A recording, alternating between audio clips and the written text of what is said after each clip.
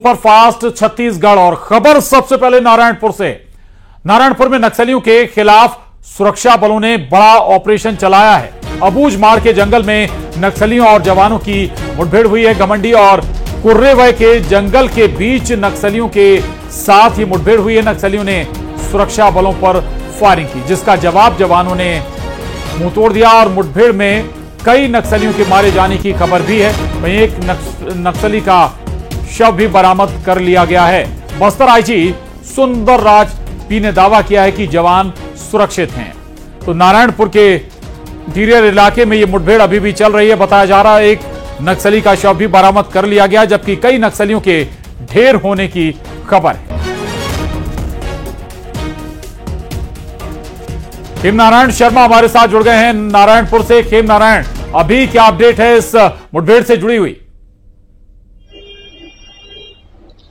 जी देखिए प्रशांत, लगातार जो है पुलिस और नक्सलियों के बीच अबूझमाड़ के जंगल में जो है खबर निकलकर सामने आ रही है और इस पुलिस नक्सली मुठभेड़ में जो है कई नक्सलियों के मारे जाने की भी खबर है। हालांकि जो एसपी नारायणपुर है उन्होंने एक नक्सली के 100 बरामद होने की पुष्टि की है, लेकिन अभी भी जो है वहां पर सर्चिंग अभियान जारी है। जवानों के द्वारा जो है मुठभेड़ का जवाब दिया जा रहा है और कई नक्सलियों के मारे जाने की खबर निकलकर सामने आ रही है। तो ये कहा जा सकता है कि पुलिस के जो जवान हैं, सुरक्षा बल के जो जवान हैं, उन्होंने मानसून में भी जो है अपना जो तैयारी करके रखा था और इस बार जो है इस मानसून सत्र में भी जो है मुठभेड़ में जो है भारी मात्रा में जो है नक्सलियों को नुकसान पहुंचाया है और लगातार जो है सर्चिंग अभियान से कहीं ना कहीं जवानों को बड़ी बड़ी सफलताएं मिल रही हैं। जी बिल्कुल बिल्कुल। तो नक्सलियों के होने की खबर मिली थी, जिसके बाद टीम सर्चिंग पर निकली थी। बहुत शुक्रिया खेम नारायण आपका इस पूरी जानकारी के लिए, धन्यवाद। आगे बढ़ेंगे। छत्तीसगढ़ शराब घोटाले में बड़ा अपडेट है। ईडी के शिकंजे में 2 आरोपी आ गए हैं। ईडी की रिमांड में त्रिलोक सिंह ढिल्लन, अरविंद सिंह को भी रिमांड पर लिया गया है। 6 जुलाई तक ईडी की रिमांड में रहेंगे दोनों। तो ये बड़ी खबर है छत्तीसगढ़ शराब घोटाले से जुड़ी हुई। ईडी के शिकंजे में 2 आरोपी, ईडी की रिमांड में त्रिलोक सिंह ढिल्लन और अरविंद सिंह। 6 जुलाई तक ईडी की रिमांड पर रहेंगे दोनों।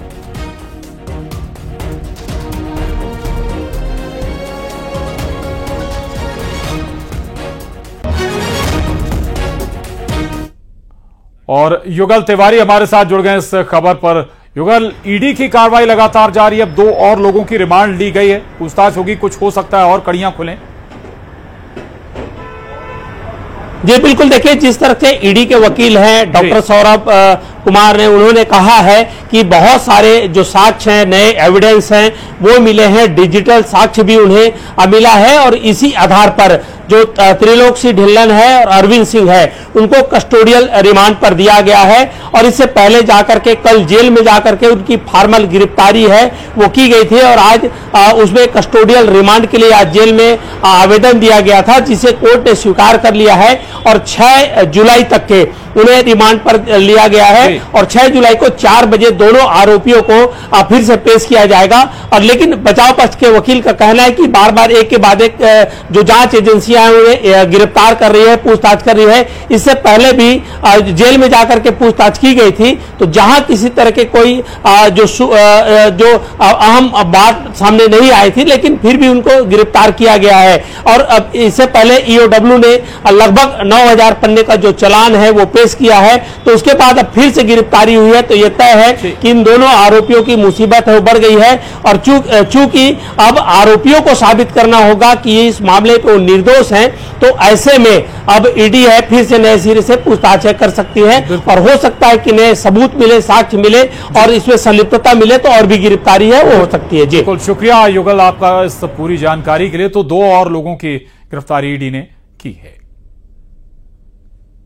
रिमांड दी गई है और पीसी 6 तारीख तक ईडी को दी गई है। शाम को 4 बजे न्यायिक परीक्षा में पेश करने के लिए कहा गया है। चूँकि पूर्व में भी अरविंद सिंह, हमारा विरोधाभास उसमें ये रहा कि पूर्व में भी अरविंद सिंह को सेम इसी प्रकरण में गिरफ्तार किया जा चुका है एवं वो रेगुलर बेल पे बाहर है। मामला दर्ज किया गया लिकर स्कैम में, उसमें इन्वेस्टिगेशन चल रहा है और पूर्व में अनिल टुटेजा को उसमें अरेस्ट किया जा चुका है, जिसके संदर्भ में प्रोसिक्यूशन कंप्लेंट ऑलरेडी फाइल कर दी गई है। अभी इन्वेस्टिगेशन को आगे बढ़ाते हुए कुछ नए साक्ष्य कलेक्शन किया गया है, कुछ डिजिटल एविडेंसेस कलेक्शन किया गया है जिनका संबंध त्रिलोक सिंह ढिल्लों और अरविंद सिंह से है।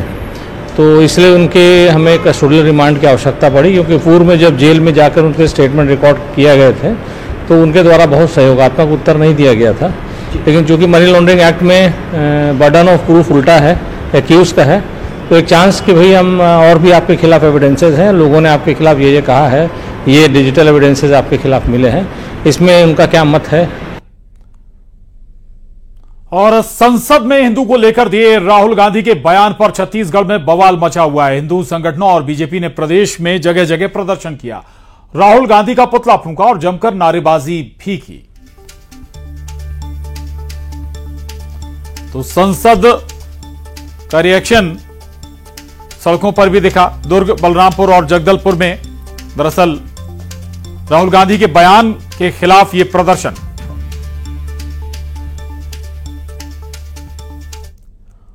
और रायपुर में बीजेपी ने प्रदर्शन करते हुए राजीव भवन का घेराव करने की कोशिश की। कार्यकर्ताओं को रोकने के लिए जगह जगह बैरिकेड्स लगाए गए थे।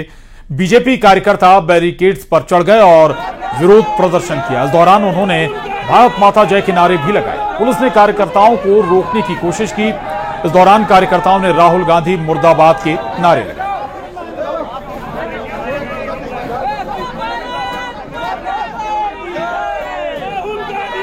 राहुल गांधी के हिंदू विरोधी बयान को लेकर भारतीय जनता पार्टी प्रदर्शन कर रहे हैं और प्रदर्शन राजीव भवन को घेरने के लिए निकले थे। तमाम जो कार्यकर्ता है वो प्रदर्शन कर रहे हैं। शंकर नगर चौक के पास उनसे बात करते हैं। प्रदर्शन कर रहे हैं, क्या है पूरा मामला? देखिए, कल जिस तरीके से लोकसभा के अंदर नेता प्रतिपक्ष राहुल गांधी ने जो संविधान की मर्यादा है उसका उल्लंघन करते हुए ऐसे मनगढ़ंत बातें करने का प्रयास किया और हिंदू समाज को उन्होंने कहा कि जो अपने आप को हिंदू कहते हैं वो हिंसा करते हैं। इस देश के अंदर में किसी भी हिंदू ने कभी हिंसा नहीं की, लेकिन कांग्रेस पार्टी के वो नेता जो हमेशा अनगढ़ बयान करके यह सुर्खियों में रहने का प्रयास करते हैं।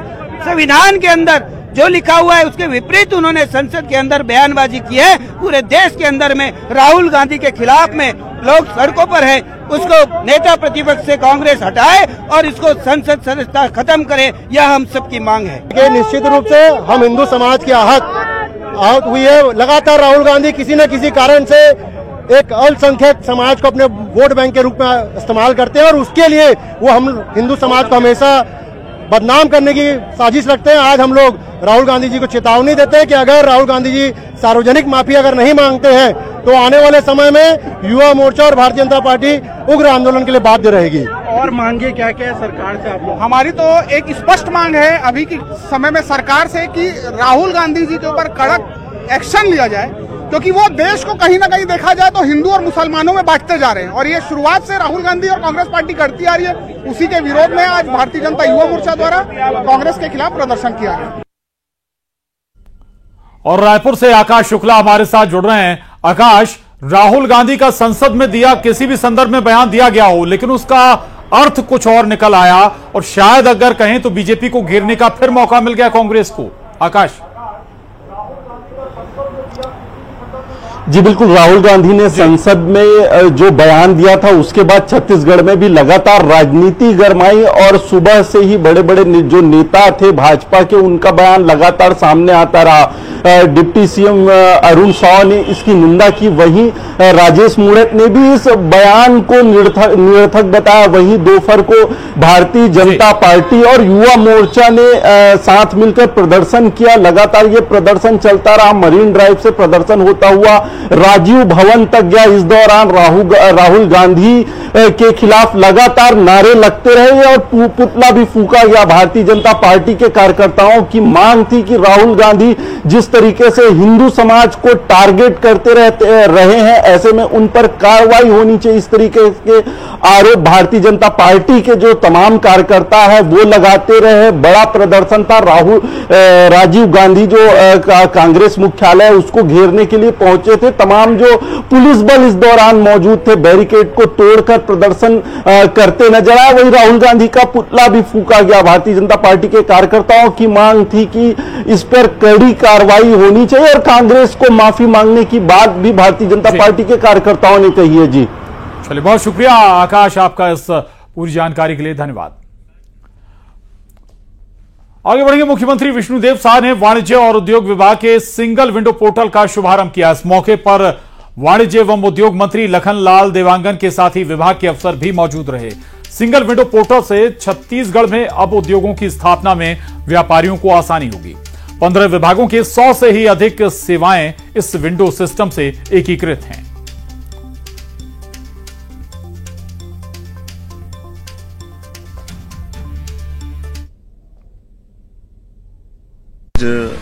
वाणिज्य एवं उद्योग विभाग के तरफ से एक सिंगल विंडो पोर्टल का शुभारंभ किए हैं और वैसे तो पहले से इस प्रदेश में सिंगल विंडो पोर्टल सिस्टम था, लेकिन उसको और अपडेट करके आज लॉन्च किए हैं और इससे जो भी यहाँ पर उद्योग स्थापित करना चाहेंगे उनको एक जगह और कम समय में सारी उनकी जो आवश्यकता है उसका समाधान होगा और निश्चित रूप से उनकी रुचि भी बढ़ेगी और जिस तरह से छत्तीसगढ़ में उद्योग की बहुत संभावनाएं हैं और निश्चित रूप से इस सिंगल। और खबर कांकेर से है, जहां भानु प्रतापपुर में तेंदुए की दहशत है। तेंदुए को निकालने के लिए रेस्क्यू जारी है। संतोषी पारा के पेड़ के नीचे से उतरकर तेंदुआ अब नया पारा वार्ड नंबर 14 में इसे पकड़ने की कोशिशें जारी हैं। साथ ही वन विभाग ने लोगों से सतर्क रहने की अपील की।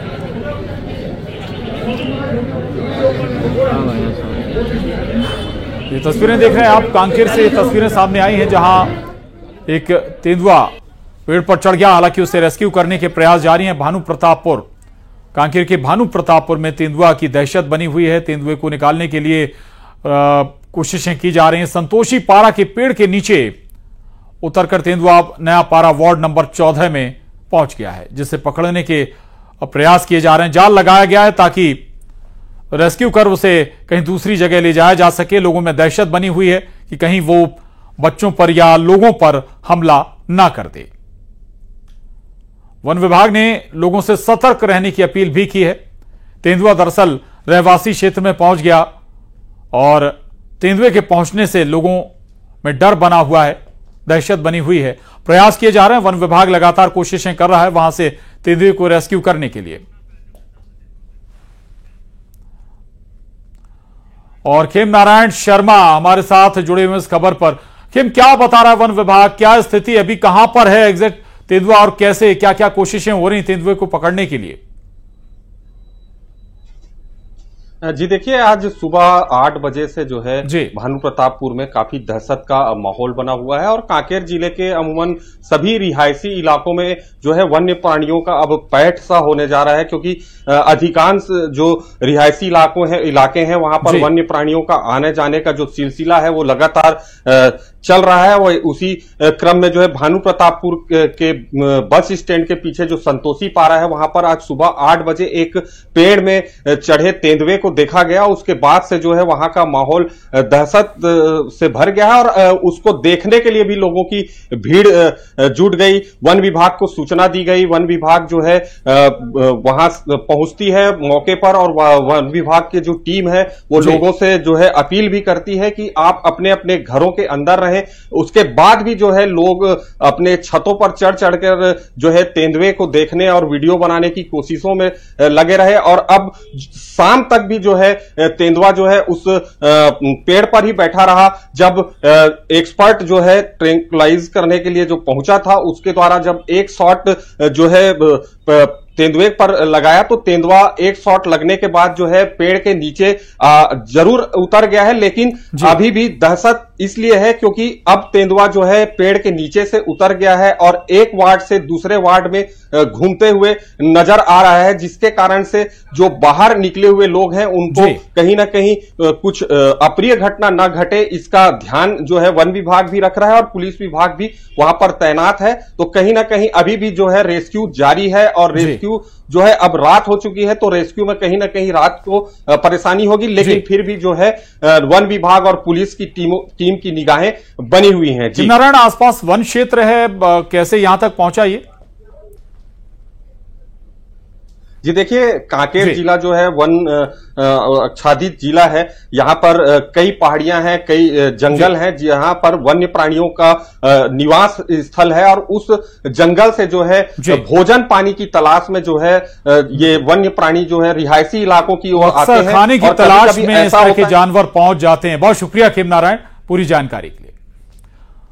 और उधर बिलासपुर में 24 दिन की दुधमुही बच्ची की घर के पास बने कुएं में लाश मिली है। मासूम घर में मां के साथ सो रही थी, लेकिन 2 दिन पहले आधी रात को रहस्यमय तरीके से वो गायब हो गई थी। बच्ची की मां देर रात करीब 2 बजे उसे दूध पिलाने के लिए उठी तो बच्ची को बिस्तर पर ना पाकर घबरा गई। इसके बाद उसने अपने पति और परिवार के दूसरे सदस्यों को इसकी जानकारी दी। बच्ची के बारे में पूछताछ की गई, लेकिन किसी ने कुछ भी नहीं बताया।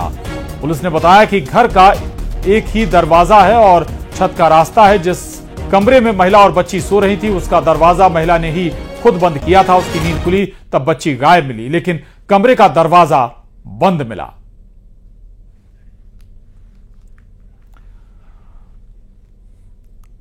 खबर भिलाई से, जहां गोलीकांड के आरोपी अंकुर शर्मा के अवैध निर्माण पर बुलडोजर एक्शन हुआ है। इस दौरान मौके पर बीएसपी के अधिकारी मौजूद रहे। आपको बता दें कि सेक्टर 5 में आरोपी अंकुर शर्मा का घर है। 1 हफ्ते पहले हुए गोलीकांड में अंकुर शर्मा आरोपी है और अब तक गोलीकांड में 5 आरोपी गिरफ्तार किए जा चुके हैं।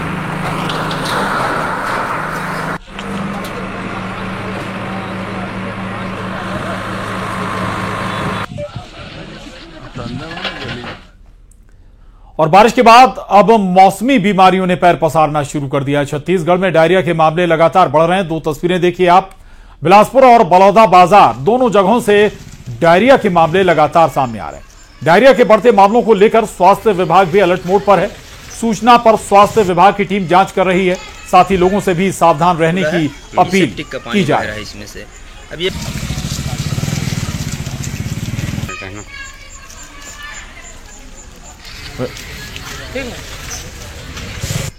वहीं बिलासपुर के सकरी गांव में डायरिया का प्रकोप देखने को मिल रहा है। यहां 70 से ज्यादा लोग उल्टी दस्त से पीड़ित मिले। बताया जा रहा है कि इलाके में साफ सफाई नहीं होने से मौसमी बीमारियां फैल रही हैं। लोग गंदा पानी पीने से बीमार पड़ रहे हैं। स्वास्थ्य विभाग की टीम ने गांव में कैंप लगाया।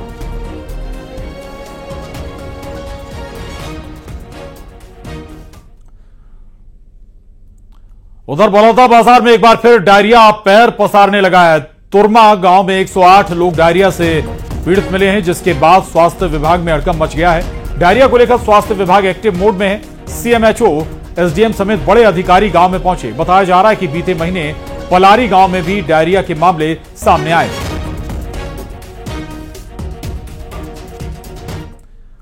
खबर जगदलपुर से, जहां न्यूज 18 की खबर का बड़ा असर हुआ। सरकारी जमीन बेचने के मामले में आरआई और पटवारी को सस्पेंड कर दिया गया है। वहीं मामले में 5 लोगों के खिलाफ एफआईआर दर्ज हुई है। आपको बता दें कि पटवारी के साथ मिलकर भूमाफिया ने करोड़ों की जमीन बेच दी थी। ये जमीन एयरपोर्ट के पीछे है। आरोपियों के फर्जी दस्तावेज से सरकारी जमीन बेचने के आरोप है। खुलासे के बाद से आरआई और पटवारी दोनों फरार हैं। हमारे संज्ञान में आने के पश्चात एक जांच दल गठित किया गया था, जिसके आधार पर जांच दल का फाइनलाइजेशन होने के पश्चात उनको शोकॉस नोटिस जारी किया गया। शोकॉस नोटिस का विधिवत समय सीमा के अंदर कोई रिप्लाई नहीं आने के कारण से दोनों को सस्पेंड कर दिया गया है और पुलिस ने भी इसको संज्ञान में लेते हुए अपने स्तर पर एफआईआर कर दी है।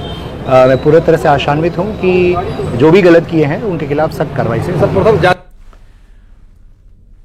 उधर कोरबा और जांजगीर इलाके में लगातार बारिश से हसदेव नदी उफान पर आ गई है। केरा झरिया में बने रपटे के ऊपर से पानी बह रहा है। वहीं रपटे के ऊपर आवागमन बंद कर दिया गया, लेकिन यहां अभी तक लोगों को पुल पार करने की चेतावनी देने वाला बोर्ड नहीं लगाया गया है।